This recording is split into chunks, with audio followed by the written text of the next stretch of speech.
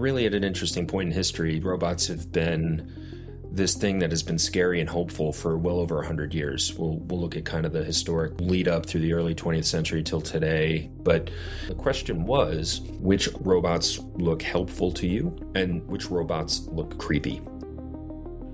Hi, how are you today? I'm doing well. Very excited to talk about robots. It's a lifelong interest of mine. You expressed that to me before, so I'm really intrigued to look at the results as well.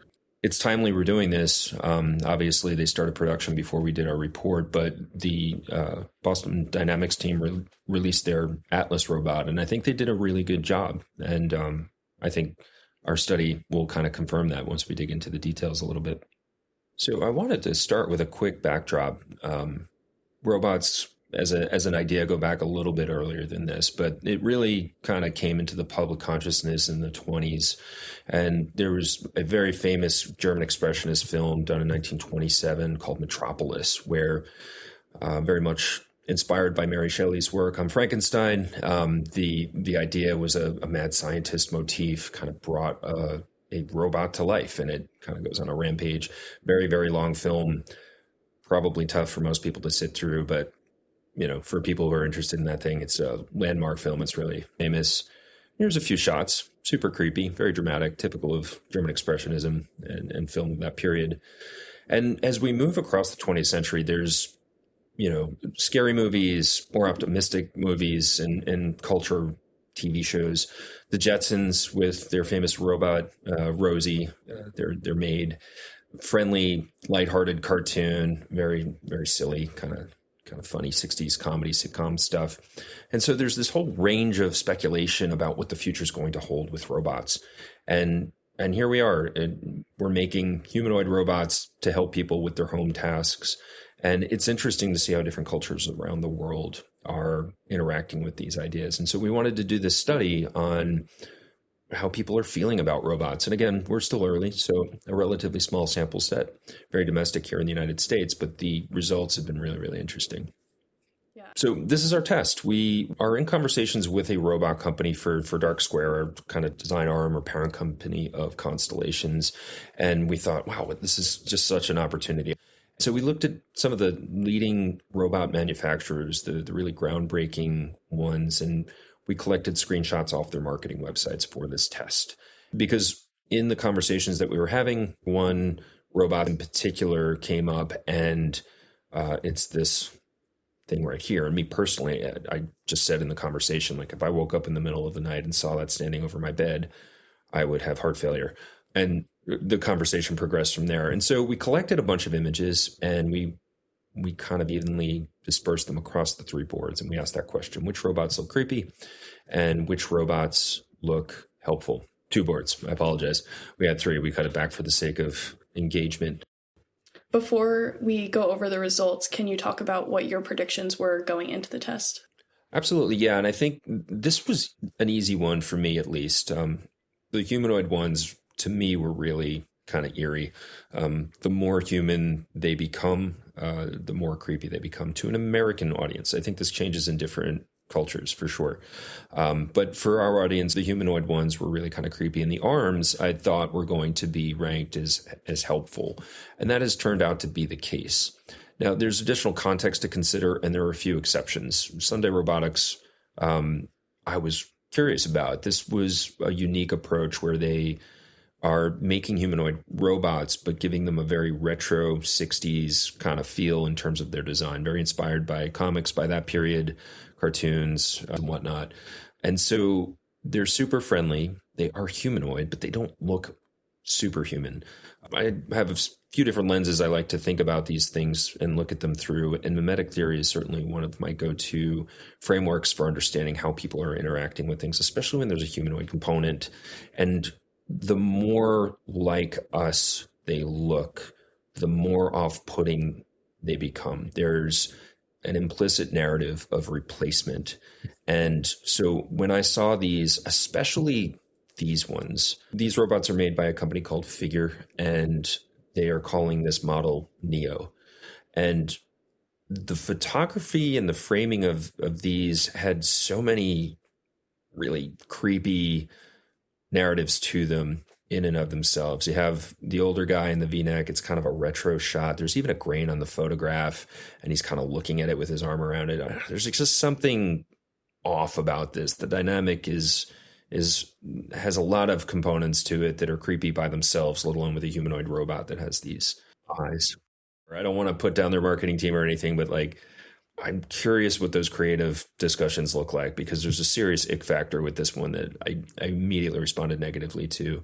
Other kind of scenes that they staged and included on their marketing website, this robot looking at images of itself on a whole wall of retro television screens, right? These are old tube TVs, something you'd see in the 80s or the 70s. The resolution's not good. So there's this retro component, but it's not endearing or made contemporary the way Sunday Robotics has done it. There's something kind of nostalgically creepy about the whole scene. But this is the one that really kind of hit me hard. I do find the figure robots a little bit more menacing. They have almost like a Murderbot look to it if you're familiar with that series on Apple TV. But this one, the story implied here are these robots are enjoying the world. They're sitting on a bench in nature in the absence of humans. And we just have this strong cultural reoccurring story of the Terminator, right? Like these are robots living in a blissful paradise, the post-apocalypse where humans are no longer present. And so that was how I read a lot of these images. There's an eeriness about these. The lighting and the drama of the shots are very Stanley Kubrick-esque. And so we have this 100-plus-year-old cinematic narrative and motifs that these robot companies are employing for their marketing material. And I'm just curious about the thought and the depth of thought behind them, because I think they're sending a message they don't necessarily want to send. I could be wrong. I wasn't on any of those calls. But there's a lot going on, especially with the humanoids, that's just kind of tapping into this cultural soup, at least here in the West, that's really eerie. The one with the robot looking at all the TVs of itself and the one with the robots out in nature remind me of the movies where like the technology becomes the mastermind and then tries to get rid of the humans. So when I saw those, that's what that made me think of, like a world without us, which I think contributes to the creepy factor. And I wonder if the marketing teams were aware of that. It's hard to say what they were thinking, but if you look at some of the popular movies just in the past 10 years, 10 years or so, give or take, Ex Machina was a very popular film, has kind of a cult following. Trent Reznor did the soundtrack, which I appreciated. It's a beautiful film, very dramatic lighting, just kind of eerie humanoid with robot parts. Now, this robot has a human face. You can watch the movie for the story. I'm not going to give any spoilers. But the body of the figure robot in particular has some of those pieces to it. There's certain aspects of it that feel similar in the bartender one here or the one watering the plants. It's got this screen face that looks very much like that series I referenced earlier, Murderbot. So another popular series on Apple TV just last year. And this is a militaristic security application in the series. But you can see it's got the screen-based face. It's different, but there's some overlap there. There's some similarities. The one that really hit me was Kubrick's last film. Kubrick, just absolute genius of horror and thinking deeply about unsettling things. But the last movie he made, he didn't even finish it. Spielberg finished the film. But his movie AI, or Artificial Intelligence, I guess is the full name of it. But what really hit me was this poster is so iconic and memorable if you saw the film or you grew up with the film. And I want you to just look at the pose of the main character turned into the logo for the film in the movie poster. And look at the pose of this childlike robot right here. It's identical. And if you go back and look at some scenes from the movie, the main character, Haley Osment, plays the child, and he's just got these very deep eyes. They're very recognizable in all the films that he was in, especially as a child. And if we look at this robot, it's staged and posed in the exact same pose as that film cover. Even the eyes on this thing are very similar. And I've got to wonder if they were consciously trying to emulate that, or it was just something that the makers saw when they were younger and took inspiration from it, not knowing it. But that stood out to me. I mean, it's hard to believe that that is a coincidence. For sure. The designers could have seen the film and used it as direct inspiration, but to think that they saw this film and then it could have subconsciously influenced the design that they came up with is really fascinating. Yeah, we all have these inspirations, these things that we see across our lifetime that influence us, and we're probably rarely even aware of it. But it's hard to not see it once it's been pointed out. So that was kind of where I started from. We were interested in some of the leading robot manufacturing companies. Certain ones were identified in the conversations we were having. And so we pulled this together and we ran the test. And the results were, for me, again, I think I did a pretty good job on this one. I don't think this one was a tough one to figure out for most people if you ask them to reflect on it. And sure enough, robot children, super creepy. You know, the ones that look a little menacing, as we described earlier, certainly ranked on the creepy side, lots of red dots. And arms, things that look like machines or look like tools, ranked really, really well. And then again, the one that was really interesting is this retro one. I think Sunday Robotics did a fantastic job of kind of finding that balance to make it feel, I don't know, something like a tool, maybe something like a pet. It wasn't too human, and it was cute. It reminds me of the Michelin Man. Yeah, a little bit. Not that the robot is squishy, but it seems like squishy and cute, which I think contributed to the factor that people ranked it as helpful. Absolutely. Here's the Boston Dynamics one that they had been showing for a very long time and really low. People are afraid of this thing. They made quite a splash just in the past few days. Their Atlas robot that they just announced, I think it's much more well thought out, and they did an excellent job with it.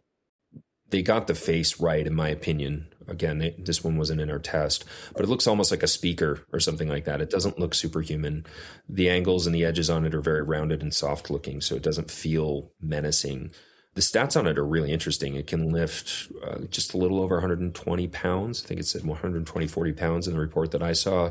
It's able to lift a package about 7 feet over its head. The way that it moves is fantastic, and it's worth watching the keynote on this because they talk about how it's optimized using the best from nature and the best from mechanics.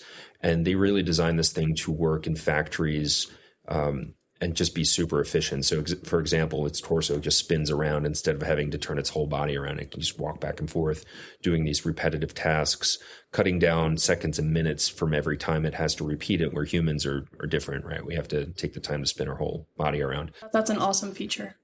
Yeah, so they're thinking about it really well, anthropologically, like in terms of how people are going to respond to this and how they're emotionally going to have to collaborate with these things, and also in terms of the mechanics. Obviously, that's always an engineer's primary focus. I feel they're already thinking about temperature dynamics. I imagine they're going to build some of these things to go in extremely high temperature areas for emergencies or maybe nuclear facilities, things like that. It's just so exciting to see the progress that's being made just in the last handful of years.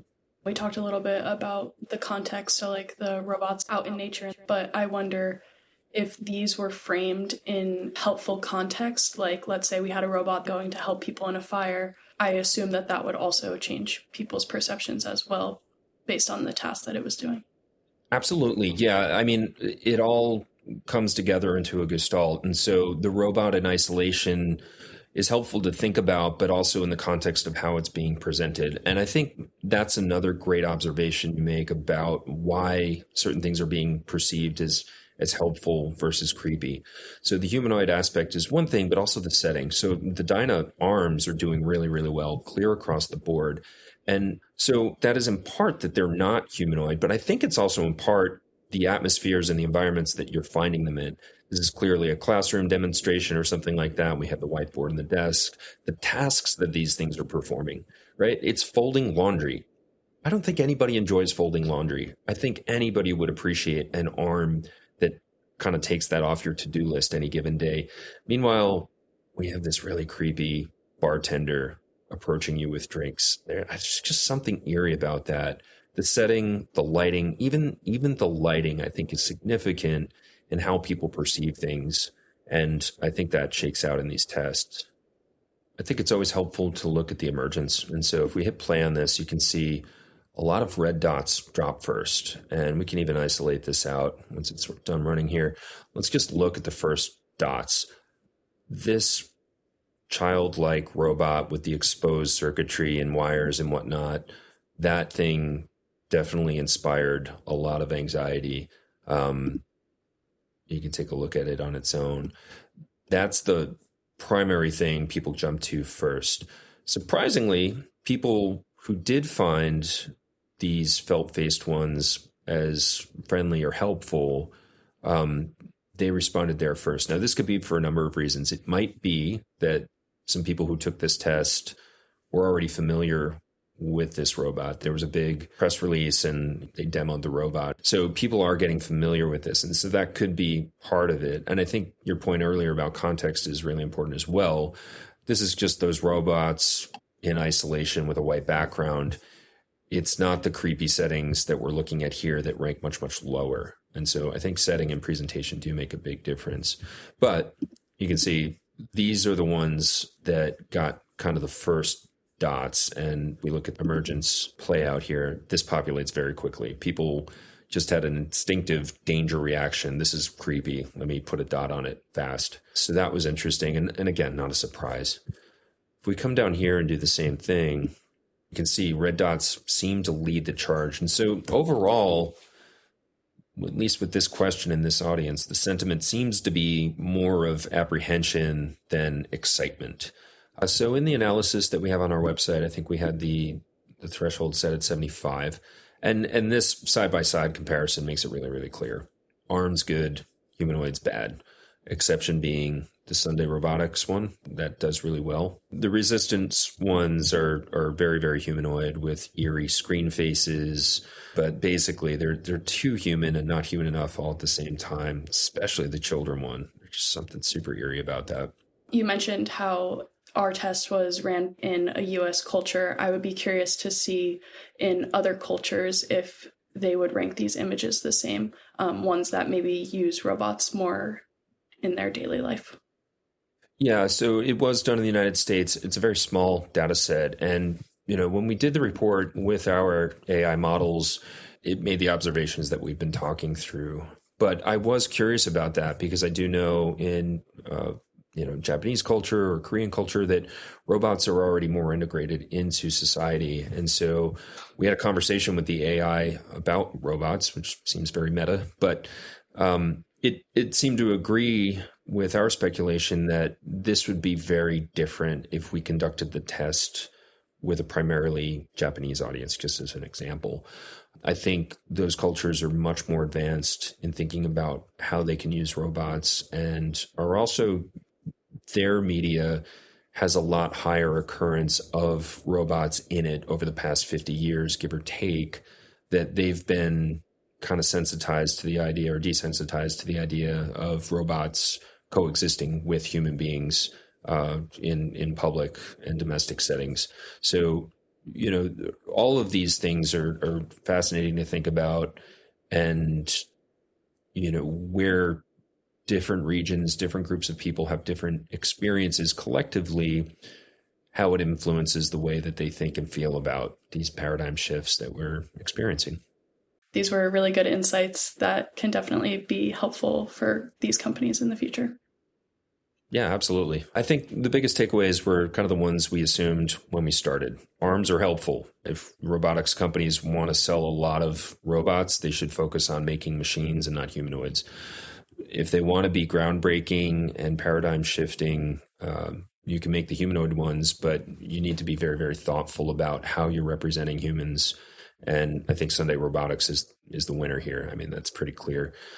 I do think this is just a great example of a very practical application of Constellations where you can do this kind of product testing, really see how audiences are going to respond to the thing that you're building, and then adjust before you invest all that money. I would love to work with any one of these companies and have a well-funded study where we can get thousands of participants and segment it by different regions and different demographic segmentations and get a deep understanding about how different groups of people respond to different ways of creating and representing robots so that we can really optimize, all right, how do we use these things to create a better future?